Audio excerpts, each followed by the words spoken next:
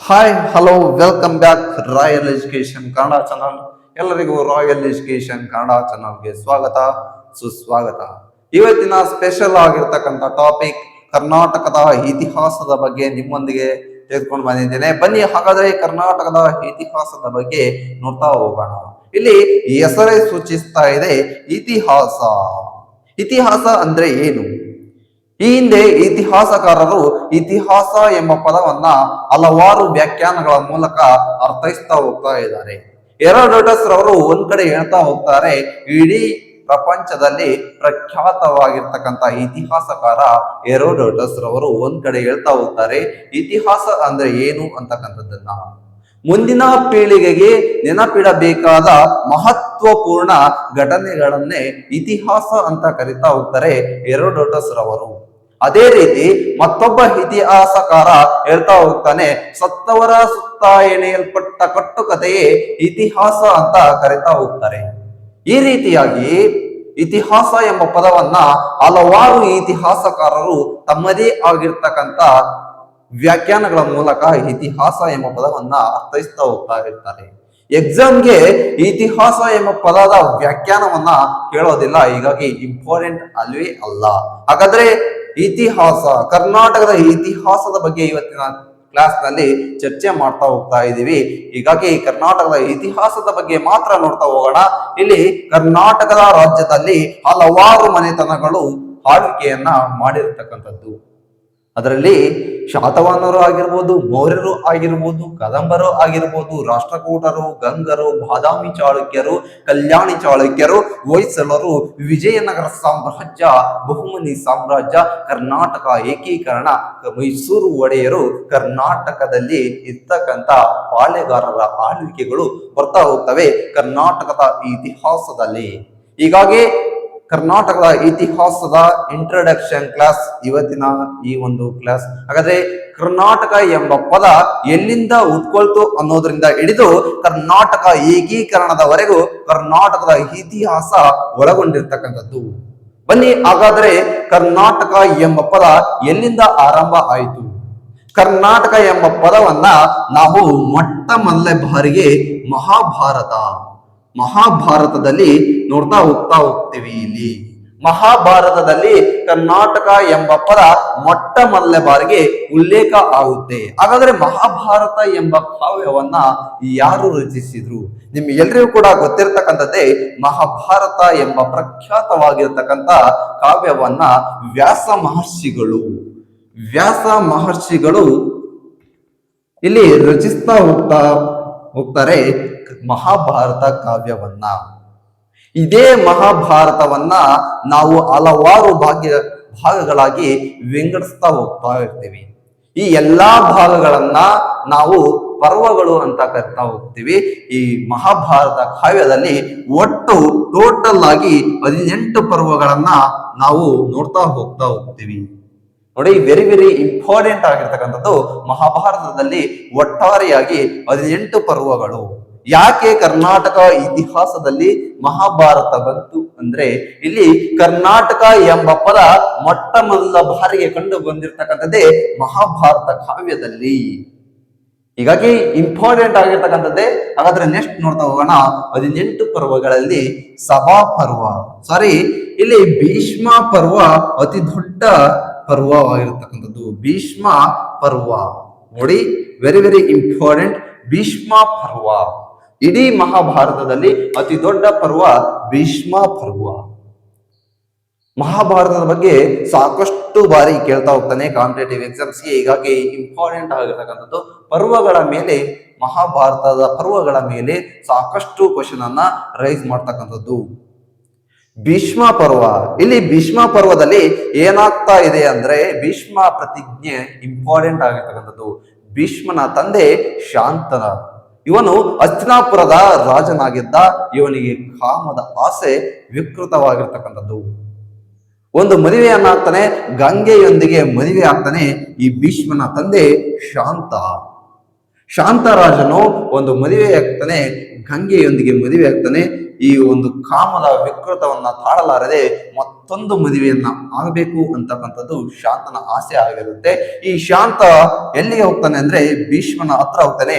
ನನಗೆ ಇನ್ನೊಂದು ಮದುವೆಯನ್ನ ಮಾಡಿಸು ಅಂತ ಈ ಶಾಂತ ಕೇಳ್ತಾನೆ. ಹೀಗಾಗಿ ಭೀಷ್ಮ ಯಾರ ಹತ್ರ ಹೋಗ್ತಾನೆ ನೆಕ್ಸ್ಟ್ ಅಂದ್ರೆ ಸತ್ಯಾವತಿ ಹತ್ರ ಹೋಗ್ತಾನೆ. ಸತ್ಯಾವತಿ ಯಾರು? ಸತ್ಯಾವತಿ ಇಲ್ಲಿ ಮತ್ಸ್ಯರಾಜನ ಮಗಳು. ಸತ್ಯಾವತಿ ಮತ್ಸ್ಯರಾಜನ ಮಗಳು. ಭೀಷ್ಮ ಎಲ್ಲಿ ಹೋಗ್ತಾನೆ ಅಂದ್ರೆ ಸತ್ಯಾವತಿ ಹತ್ರಕ್ಕೆ ಹೋಗ್ತಾನೆ. ಸತ್ಯಾವತಿ ಹತ್ರಕ್ಕೆ ಹೋಗಿ ನೀನು ನನ್ನ ತಂದೆಯನ್ನ ಮದುವೆಯಾಗಬೇಕು ಅಂತಕ್ಕಂಥದ್ದನ್ನ ತಿಳಿಸ್ತಾನೆ ಈ ಭೀಷ್ಮ.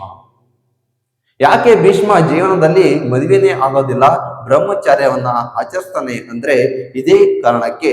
ಇಲ್ಲಿ ಒಂದು ಘಟನೆ ನಡೆಯುತ್ತೆ, ಭೀಷ್ಮ ಆಜ್ಞೆ ಪ್ರತಿಜ್ಞೆ ಅಂತಕ್ಕಂಥ ಒಂದು ಘಟನೆ ನಡೆಯುತ್ತೆ. ಹಾಗಾದ್ರೆ ಏನು ಅದು ಪ್ರತಿಜ್ಞೆ ಅಂದ್ರೆ ಭೀಷ್ಮ ಹೋಗಿ ಸತ್ಯಾವತಿ ಹತ್ರ ಕೇಳ್ತಾ ಹೋಗ್ತಾನೆ. ಸತ್ಯಾವತಿ ನೀನು ನನ್ನ ತಂದೆಯನ್ನ ಮದುವೆಯಾಗಬೇಕು ಅಂತಕ್ಕಂಥದ್ದನ್ನ ಕೇಳ್ತಾ ಹೋಗ್ತಾನೆ. ಸತ್ಯಾವತಿ ಯೋಚನೆ ಮಾಡ್ತಾಳೆ. ಯೋಚನೆ ಮಾಡಿ ಒಂದು ಪ್ರತಿಜ್ಞೆಯನ್ನ ಮಾಡಿಸ್ಕೊಳ್ತಾಳೆ ಭೀಷ್ಮನ ಹತ್ರ.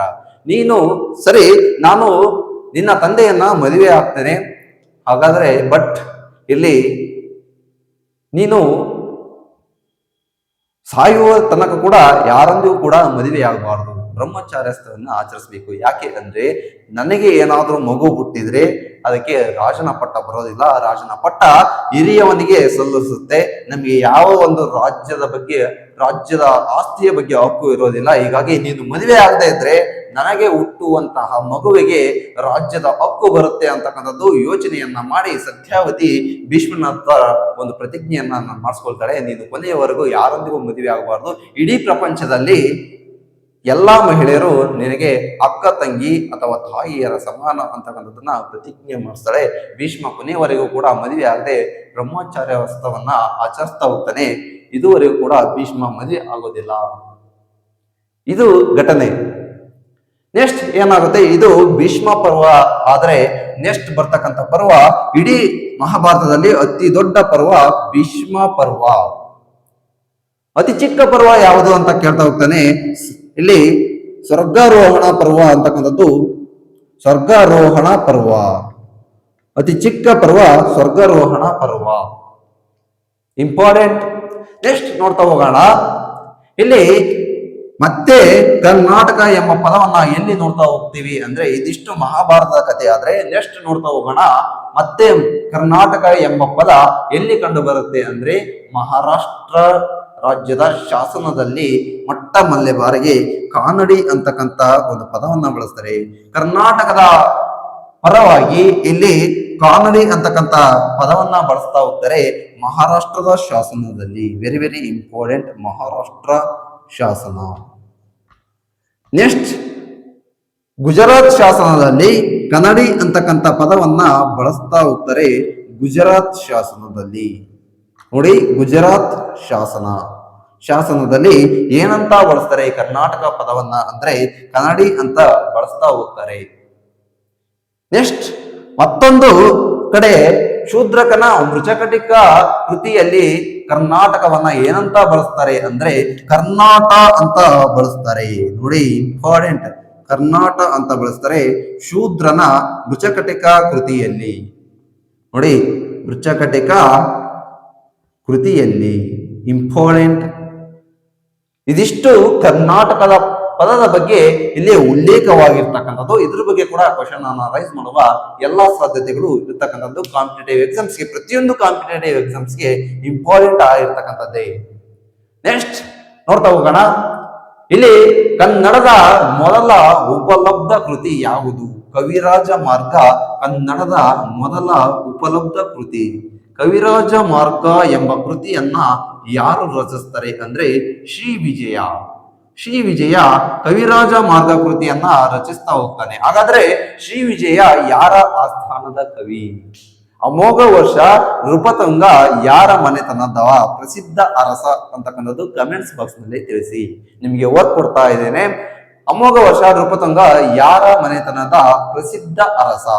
ಆ ಒಂದು ಅಮೋಘ ವರ್ಷನ ಆಸ್ಥಾನದಲ್ಲಿ, ನೃಪತುಂಗನ ಆಸ್ಥಾನದಲ್ಲಿ ಇರ್ತಕ್ಕಂತಾನೆ ಈ ಶ್ರೀ ವಿಜಯ ಕವಿ. ನೋಡಿ ಅಮೋಘ ವರ್ಷ ನೃಪತುಂಗ ಶ್ರೀ ವಿಜಯನಿಗೆ ಆಶ್ರಯವನ್ನ ನೀಡಿರ್ತಕ್ಕಂಥದ್ದು. ಇವನು ಏನ್ ಮಾಡ್ತಾನೆ ಅಂದ್ರೆ ಕನ್ನಡದ ಮೊದಲ ಉಪಲಬ್ಧ ಕೃತಿ ಕವಿರಾಜ ಮಾರ್ಗ ಕೃತಿಯನ್ನ ರಚಿಸ್ತಾ ಹೋಗ್ತಾನೆ.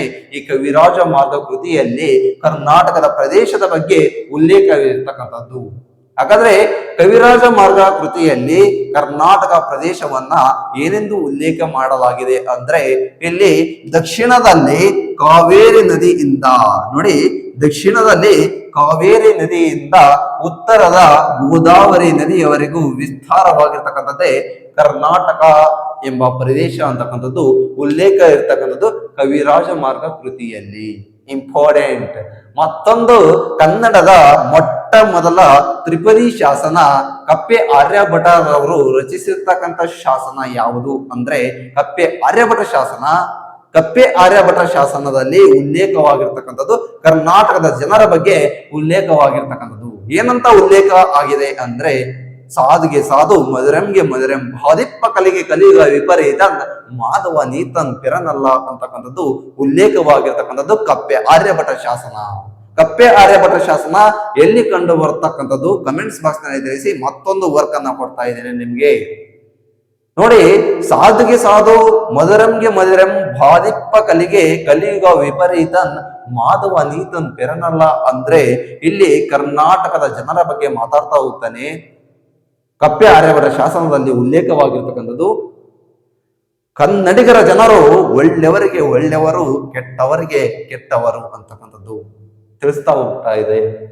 ಇದಿಷ್ಟು ಕರ್ನಾಟಕ ಎಂಬ ಪದ ಯಾವ ರೀತಿಯಾಗಿ ಹುಟ್ಕೊಳ್ತು, ಕರ್ನಾಟಕ ಇತಿಹಾಸ ಯಾವ ರೀತಿಯಾಗಿ ಆರಂಭ ಆಯ್ತು ಅಂತಕ್ಕಂಥದ್ದು ಇವತ್ತಿನ ಇಂಟ್ರೊಡಕ್ಷನ್ ಕ್ಲಾಸ್ ಆಗಿರ್ತಕ್ಕಂಥದ್ದು. ನೋಡಿ ಎಷ್ಟೆಲ್ಲ ತಿಳ್ಕೊಂಡಿರ್ತಕ್ಕಂಥದ್ದು. ನೆಕ್ಸ್ಟ್ ಕರ್ನಾಟಕ ಇತಿಹಾಸದಲ್ಲಿ ಒಂದೊಂದಾಗಿ ಮನೆತನಗಳು ಆಳ್ವಿಕೆಯನ್ನ ಮಾಡಲಿಕ್ಕೆ ಆರಂಭ ಮಾಡ್ತವೆ.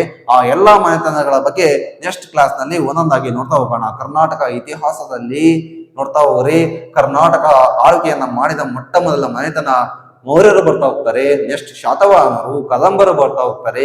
ಹಾಗೆ ಗಂಗರು, ರಾಷ್ಟ್ರಕೂಟರು, ಬಾದಾಮಿ ಚಾಳುಕ್ಯರು, ಕಲ್ಯಾಣಿ ಚಾಳುಕ್ಯರು, ಹೊಯ್ಸಳರು, ವಿಜಯನಗರ ಸಾಮ್ರಾಜ್ಯ, ಬಹುಮನಿ ಸಾಮ್ರಾಜ್ಯ, ಹಾಗೆ ಮೈಸೂರು ಒಡೆಯರು, ಕರ್ನಾಟಕ ಏಕೀಕರಣ, ಕರ್ನಾಟಕ ಪಾಳೆಗಾರರು.